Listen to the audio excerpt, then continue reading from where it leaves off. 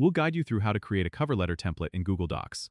If you find this helpful, consider subscribing and liking the video. First, go to Google Docs on your desktop and sign in with your Google account.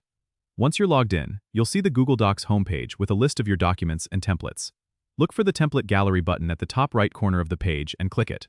This will open a variety of pre-made templates that you can use for different purposes.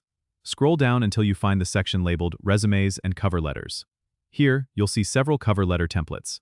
Click on one that suits your style or needs. Once the template opens, you'll see a pre-formatted cover letter with placeholder text. You can click on each section of the text to edit it, replacing the placeholders with your personal information, such as your name, address, and the company's details. Make sure to personalize the introductory paragraph to reflect your unique experiences and the job you're applying for.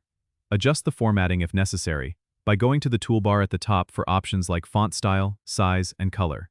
You can also add your own sections or remove unnecessary ones by highlighting text and using the backspace or delete key.